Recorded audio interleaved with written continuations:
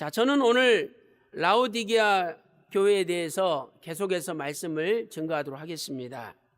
이 라오디게아 교회는 아주 부유한 도시였죠. 세계적인 안약인 부르기아라는 안약으로 유명한 도시죠. 또한 그 무역의 요충지고 또 세계 모든 그 교통에 교차하는 곳이라서 굉장히 부자 도시가 라오디게아입니다. 오늘 본문에서 예수님께서는 세 가지 처방, 세 가지 명령을 내리셨습니다. 세 가지 처방, 세 가지 명령이죠. 첫 번째 명령은 부요하게 하라라는 말씀입니다. 부요하게 하라. 너 가난하니까 네가 부요하게 되라는 거죠. 계시록 3장 18절 상반절 말씀 보니까 내가 너를 권하노니 내게서 불로 연단한 금을 사서 부요하게 하라. 부요하게 하라 명령입니다. 여기 부요하게 헬라어로 플루테오라는 단어죠. 플루테오. 이것은 계시록 3장 17절에 부요라는 단어와 같은 단어죠. 지금까지 라오디게아 교회는 자신들이 부자인 것처럼, 영적으로 부자인 것처럼 착각하고 있었다는 거죠. 그러나 너희들은 결코 부자가 아니고 남한테 빌어먹어야 되는 가난뱅이 거지에 불과하다는 거죠. 그러므로 이제 불로 연단한 금을 사서 다시 진정으로 부자가 돼야 된다. 진정으로 부요하게 해야 된다라고 말씀하고 있는 것입니다. 첫 번째로 불로 연단한 금은 무엇입니까? 불로 연단한 금으로 부자가 되라 그랬죠. 그러면 불로 연단한 금이 뭐냐 이 말이죠. 이것은 바로 시련을 통과한 믿음을 가리킵니다. 시련을 통과한 믿음이죠. 베드로전서 1장 7절 말씀 보니까 너희 믿음의 시련이 불로 연단한 없어질 금보다도 더 귀하다. 불로 연단해서 없어질 금보다도 믿음의 시련이 더 귀하다는 거죠. 시험을 통과하지 않는 믿음은 진정한 믿음이 아닌 것입니다. 욥기서 23장 10절 말씀 보니까 나의 가는 길을 오직 그가 아시나니 그가 나를 단련하신 후에는 내가 점금같이 나오리라. 불로 연단받지 않고서는 불순물이 제거되지 않는다는 거죠. 내가 순수한 100%의 정금이 될 수 없다는 것입니다. 하나님께서는 우리의 믿음을 단련시키기 위하여 우리를 불 가운데 집어넣는다는 거예요. 그러므로 불같은 시험 두려워할 필요가 없다는 거예요. 그 시험을 통과해야 내가 진짜 부자가 되고 진짜로 하나님 앞에 인정받는 믿음의 소유자가 된다는 겁니다. 고린도후서 13장 5절 말씀 보니까 너희가 믿음에 있는가 너희 자신을 시험하고 너희 자신을 확증하라. 만약 예수 그리스도께서 너희 안에 계신 줄을 너희가 스스로 알지 못하느냐, 그렇지 않으면 너희가 버리운 자라라고 고린도후서 13장 5절에 말씀하고 있습니다. 사랑하는 성도 여러분, 불로 연단한 믿음, 바로 그것을 하나님은 원하고 계십니다. 오늘 우리 교회는 지금까지 수많은 불같은 환난과 핍박과 시험을 통과하면서 살아오고 있습니다. 그것은 바로 하나님께서 우리에게 불로 연단한 금을 주시는 과정이에요. 그러니 그 환난과 핍박이 얼마나 감사합니까? 그 환난과 핍박이 없다면 우리가 불로 연단한 믿음을 소유할 수가 없는 거야. 그래서 우리 교회에 환난과 핍박이 있음을 오히려 감사하고 그 환난과 핍박을 통해서 우리의 믿음이 불을 통과할 수 있는 단단한 믿음, 금이나 은이나 보석 같은 믿음으로 성장하시기를 주님의 이름으로 축원합니다. 두 번째, 불로 연단한 금은 누구에게서 삽니까? 불로 연단한 금을 사서 부자가 되라 그랬는데 그 불로 연단한 금을 누구에게서 삽니까? 바로 계시록 3장 18절에 내게서, 예수님에게서 사라는 거예요. 그 믿음을 내가 세상에 나가서 구할 수 없다는 겁니다. 그 믿음은 예수님만이 주신다는 거예요. 그래서 우리는 그 믿음을 달라고 예수님 앞에 매달리고 예수님께 엎드려야 된다는 겁니다. 계시록 3장 18절에 내게서 불로 연단한 금을 사라, 이렇게 말씀하고 있습니다. 히브리서 12장 2절에도 예수님을 가리켜 믿음의 주라고 표현하고 있습니다. 믿음의 주인 되시는 분이 예수님이에요. 믿음의 원천, 믿음의 출처가 바로 예수님이라는 거죠.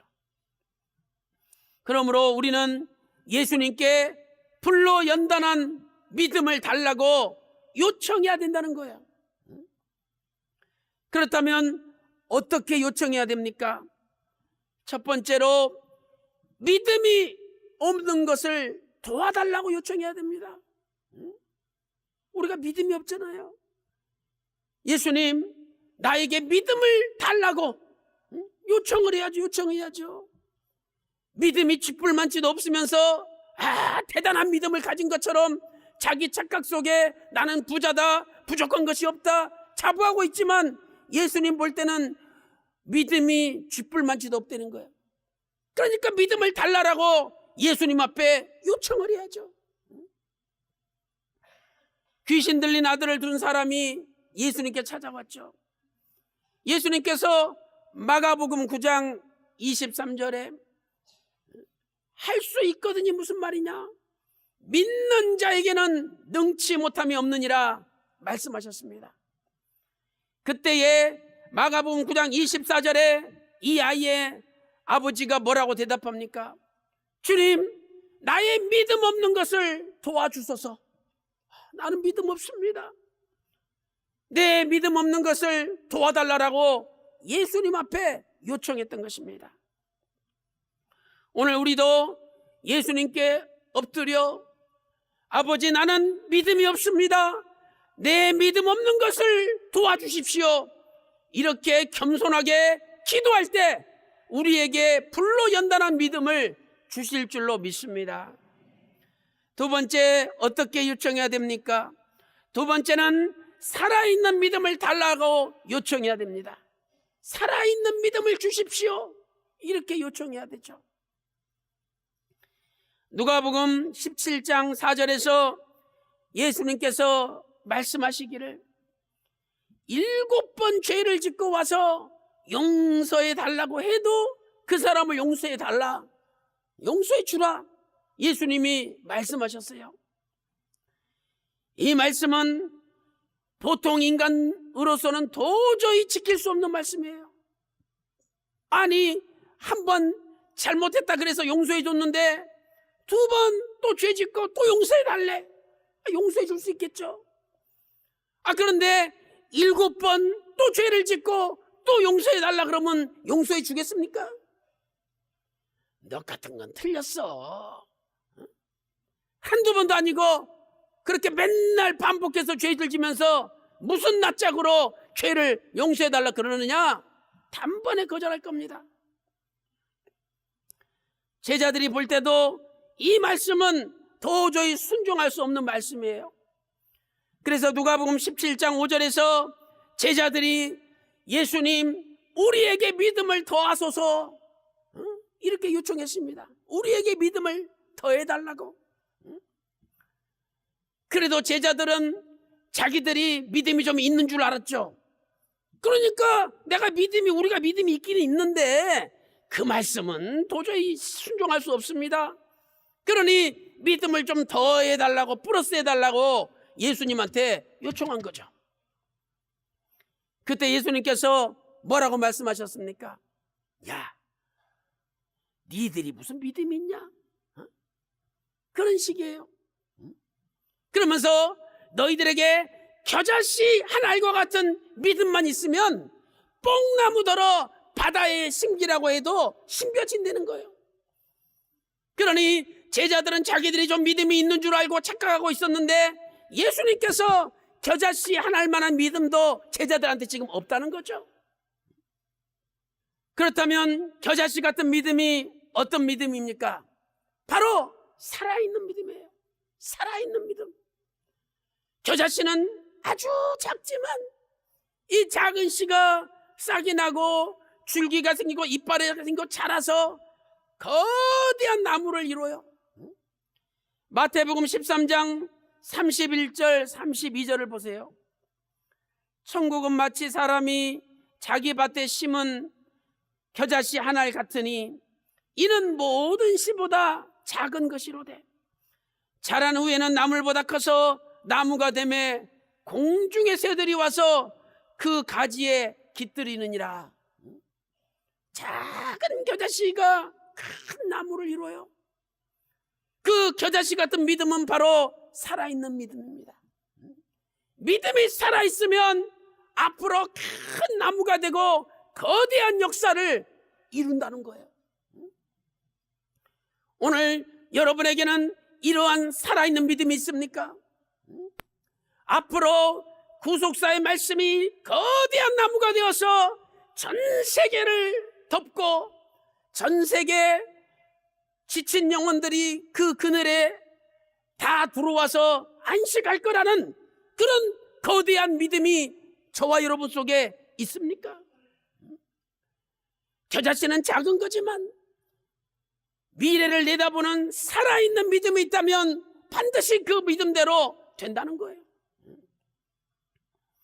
이처럼 살아있는 믿음은 거대한 역사를 일으키고야 마는 것입니다. 불같은 시험을 통과하지 못한 믿음은 죽은 믿음이죠. 그러나 살아있는 믿음은 불같은 시험을 통과하고 남음이 있다는 겁니다. 오늘 우리 교회가 당하는 환난, 바로 이것은 불로 연단한 금을 사는 것입니다. 환난이 없으면은요, 그건 진짜 믿음이 아니에요. 시편 119편 71절에 고난당한 것이 내게 유익이라 이렇게 말씀했잖아요. 불을 통과해야 불순물이 제거되고 정금으로 바뀌죠. 환난이 있어야 우리의 믿음이 불을 통과할 수 있는 믿음으로 성장을 하는 겁니다. 그래서 여러분들이 어떤 핍박과 환난이 닥친다 할지라도 오히려 하나님 앞에 감사하고 오히려 겨자씨 같은 살아있는 믿음으로 그 환난과 핍박을 이기고 날마다 승리하여 거대한 믿음의 나무가 다 되시기를 주님의 이름으로 축원합니다. 큰 두 번째 명령이 무엇입니까? 두 번째 명령은 벌거벗은 수치를 보이지 않게 하라라는 명령입니다. 벌거벗은 수치를 보이지 않게 하라. 계시록 3장 18절 중반절에서 말씀하고 있습니다. 첫 번째로 수치가 무엇입니까? 헬라어로 아이스퀴네, 이것은 부끄러움이란 뜻이죠. 부끄러움. 고린도후서 4장 2절에서는 부끄러운 일이라고 번역하고 있습니다. 특별히 빌립보서 3장 19절에서는 성적으로 부끄러운 일이라고 말씀하고 있습니다. 빌립보 교회에는 예수님을 믿음으로 구원받았으니 이제 마음대로 살아도 된다, 이런 잘못된 자들이 있었습니다. 우리는 예수님의 십자가의 피로 구원받았다, 그러니 이제 육체적으로 성적으로 마음대로 살아도 된다, 이런 잘못된 신앙관을 가진 자들이 빌립보 교회에 있었다는 거예요. 그 얼마나 부끄러운 일이요, 얼마나 수치스러운 일입니까? 그들은 육체의 정욕을 만족시키기 위하여 마음대로 죄를 지으면서 인생을 살았던 것이죠. 오늘 우리에게 부끄러운 일들이 과연 무엇입니까? 그것은 육체적인 죄뿐만 아니라 영적인 간음까지 포함하는 것입니다. 야고보 4장 4절에 간음하는 여자들이여 세상과 벗된 것이 하나님의 원수인 것을 알지 못하느냐?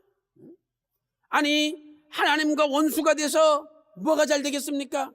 하나님과 원수지간인데, 세상과 벗된 것이 하나님과 원수래요. 야고보 4장 4절에. 내가 하나님보다 더 사랑하는 것이 있다면 바로 그것이 우상숭배라고 골로새서 3장 5절에 말씀하고 있습니다. 그래서 빌립보서 3장 19절 부끄러움이라는 단어 다음에 땅의 일을 생각하는 자라라고 말씀하고 있지 않습니까? 부끄러움이 있는 사람은 땅의 일을 생각하는 사람이에요. 어떻게 하면 하나님 나라를 확장시킬 것인가? 어떻게 하면 이 구속사의 말씀을 전 세계 열방에 전할 것인가? 이것을 생각하는 것이 아니라 어떻게 하면 육신적으로 편안하게 살아볼까? 어떻게 하면 내가 돈과 명예와 권력으로 다른 사람한테 인정을 받을 것인가? 이것이 인생의 목표가 돼서는 안 된다는 겁니다. 사랑하는 성도 여러분, 오늘 우리는 하늘의 일을 생각하는 성도입니까? 아니면 땅의 일을 생각하는 사람입니까? 두 번째로 벌거벗은 수치를 보이지 않게 하는 방법이 무엇입니까? 너무 중요한 말씀입니다. 벌거벗은 수치를 내가 보이지 않게 하는 방법이 무엇입니까? 예수님께서 말씀하시기를 흰옷을 사서 입으라는 것입니다. 흰옷을 사서 입어 벌거벗은 수치를 가리우라는 거죠. 흰옷은 바로 예수님의 십자가의 피의 옷을 가리키는 것이죠. 요한계시록 7장 9절에 흰옷 입은 허다한 사람들이 큰 환난에서 나옵니다. 13절에 장로 중에 하나가 누구냐고 물어보죠. 그랬더니 14절에 어린 양의 피에 그 옷을 씻어 희게 하였느니라 이렇게 말씀하고 있습니다. 오늘 저와 여러분이 예수님의 십자가의 피의 옷을 입고 있다면 날마다 예수님의 십자가의 그 보혈의 은혜로 충만한 삶을 살아야 되죠. 내가 예수님의 십자가의 그 보혈을 잊어버리고 산다면 흰옷을 입은 사람이 아닌 것입니다. 그래서 사도 바울은 날마다 십자가만을 자랑했습니다. 예수님의 십자가만을 자랑했어요. 갈라디아서 6장 14절에 그러나 내게는 우리 주 예수 그리스도 십자가 외에는 자랑할 것이 없나니. 그러면서 사도 바울은 이렇게 고백합니다. 그리스도로 말미암아 세상이 나를 대하여 십자가에 못 박히고 내가 또한 세상에 대하여 그러하니라. 여러분, 이 말씀 위대한 말씀입니다. 표준 세번역은 갈라디아서 6장 14절을 이렇게 번역하고 있습니다. 그리스도로 말미암아 내 쪽에서 보면 세상이 죽었고, 그리스도로 말미암아 내 쪽에서 보면 세상이 죽었고 세상 쪽에서 보면 내가 죽었느니라. 이 말씀 너무 위대한 말씀이에요. 그리스도로 말미암아 내 쪽에서 보면 세상이 죽었고 세상 쪽에서 보면 내가 죽었느니라. 십자가에 죽었다는 거예요. 여러분, 죽은 사람 옆에 가보세요. 냄새가 나고 썩은 냄새가 진동하고 가까이 가지를 못합니다. 그러면 그리스도로 말미암아 내 쪽에서 보면 세상이 죽었어. 세상이 너무 썩어서 냄새가 진동합니다. 그러면 세상으로 가겠습니까? 세상이 너무 즐거워. 세상이 너무 그냥 달콤해. 세상이 자꾸만 나를 불러. 그렇기 때문에 세상으로 나가서 죄를 짓는 거 아닙니까? 내 쪽에서 볼 때 세상이 죽어보세요. 십자가에 그 세상이 냄새가 펄펄 나고 더럽고 추악하고 썩은 냄새가 진동하는데 그 세상에 가겠습니까? 가지 않죠. 반대로 세상 쪽에서 보면 내가 십자가에 죽었어요. 세상이 볼 때 저놈은 냄새가 너무 많이 나. 아예 유혹하기도 싫어. 아예 접근하기도 싫다 이 말이죠. 이렇게 사도 바울은 완전히 십자가에 죽은 삶을 살았기 때문에 평생 예수 그리스도의 복음을 전하는 일에 생명을 바쳐서 충성한 것입니다. 사랑하는 성도 여러분, 사도 바울은 예수님의 십자가만을 자랑하며 살았습니다. 오늘 저와 여러분도 이 시간에 나의 인간적인 생각과 욕심과 나의 욕망을 십자가에 못 박아버리고 갈라디아서 5장 24절에 나의 정과 욕심을 십자가에 못 박았느니라. 나의 정과 욕심을 십자가에 못 박고 이제는 정말 나는 없어지고 내 안에 갈라디아 2장 20절 말씀처럼 예수님만이 살아서 역사하는 내 속에 내가 아니라 예수님이 살아서 역사하는 삶을 사시기를 주님의 이름으로 축원합니다. 말 한마디도 조심하셔요. 지금 내가 하는 말이 내 속에서 예수님이 살아서 역사하시는 말입니까? 내 인간적인 말이죠. 그것은 내가 십자가에 아직 덜 죽은 것입니다. 세 번째 명령이 무엇입니까? 세 번째 명령은 보게 하라.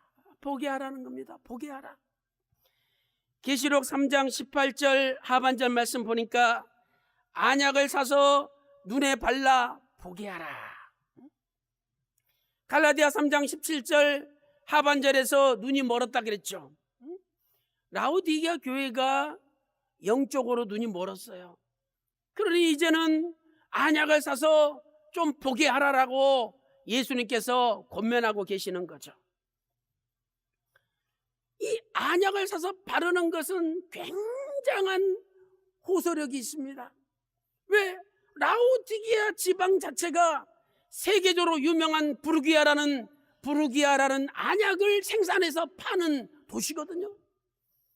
그러니 야, 너 눈이 잘 안 보이지 않냐? 제발 안약을 사서 좀 보게 해라. 이 말씀이 너무 마음에 와닿는 거예요. 그렇다면 예수님께서 말씀하신 안약이 무엇입니까? 이것은 헬라어로 콜루리온이라는 단어입니다. 콜루리온. 이것은 눈에 바르는 가루약을 가리키는 것이죠. 이 약은 영적으로 눈이 닫힌 사람을 열어주는 신비한 약입니다. 바로 성경 말씀을 가리키는 것이죠. 누가복음 24장 15절 16절에 엠마오로 두 제자가 내려가고 있었습니다. 분명히 성경을 볼 때 예수님이 동행했다라고 기록하고 있어요. 분명히 두 사람은 에녹이 하나님과 300년 동안 동행하듯이 엠마오로 내려가는 모든 과정 속에 예수님과 동행을 했어요. 그런데 동행하면 뭐합니까? 자기들 옆에 같이 걸어가고 계시는 분이 예수님이란 걸 모르는데, 그러므로 그 동행은 참된 동행이 아니에요. 몸은 예수님과 같이 걸어가요. 그런데 그분이 나를 구원하신 창조주요, 이분이 나를 만드신 창조주요, 이분이 십자가에서 내 죄를 위해서 죽으시고 앞으로 부활하실 뿐만 아니라 이제 승천하셔서 다시 오실 바로 그분이라는 것을 모르고 있으니 그냥 몸만 동행하는 거죠. 몸만 겉다리로. 예수님께서 구약의 모든 성경을 통해서 예수님이 어떻게 살아나야 되고 어떻게 일하셔야 되는지를 가르쳐 주셨습니다. 누가복음 24장 31절에 저희 눈이 열려 저희 눈이 밝아져 예수님인 줄 알아보았다라고 말씀하고 있죠. 영의 눈이 열린 거예요. 어떻게 그들의 영의 눈이 열렸습니까? 누가복음 24장 32절에 이렇게 말씀하고 있습니다. 우리에게 성경을 풀어주실 때에 우리 속에서 뜨겁지 아니하더냐. 성경을 풀어주실 때 영의 눈이 열린 거예요. 바로 성경을 풀어주시는 말씀이 신령한 안약인 것입니다. 성경을 풀어주시는 말씀이 신령한 안약이에요. 여러분, 구속사 말씀이 바로 저와 여러분의 신령한 안약인 줄로 믿습니다. 오늘 그 안약으로 여러분 눈에 집어넣어가지고 저와 여러분도 하나님 나라 영원한 하나님의 구속 경륜에 영의 눈이 활짝 열리시기를 주님의 이름으로 축원합니다. 우리가 말씀을 멀리하면 소경이 됩니다. 왜? 안약을 넣지 않으니까 말씀을 멀리하면 소경이 돼요. 그러나 하나님의 말씀을 가까이 하면 바로 그 순간에 눈이 환하게 밝아진다는 거죠. 시편 119편 18절에 하나님이여 내 눈을 열어서 주님의 기이한 법을 보게 하소서, 간절히 시편 기자가 기도했습니다. 시편 119편 130절에서 주의 말씀을 열므로 우둔한 자에게 비추어 깨닫게 하나이다 고백하고 있습니다. 오늘도 하나님 말씀이 저와 여러분에게 열려서 우둔한 자이지만 깨닫게 해주시고 우리 앞길에 환한 형통의 빛이 열릴 줄로 믿습니다. 사랑하는 성도 여러분, 이제 우리는 기도해야 됩니다. 하나님, 믿음 없는 거 도와주십시오. 하나님, 나에게 살아있는 믿음을 주십시오. 기도해야 됩니다. 그리고 또 기도하기를 하나님, 나의 영의 눈을 열어주십시오. 나에게 안약을 주셔서 전 세계 캄캄한 영혼들의 눈을 뜨게 해달라고 기도해야 되는 것입니다. 오늘 하나님께서는 우리 교회를 전 세계를 살리는 신령한 교회로 만들기 위하여 우리에게 불같은 환난과 연단을 주신 것입니다.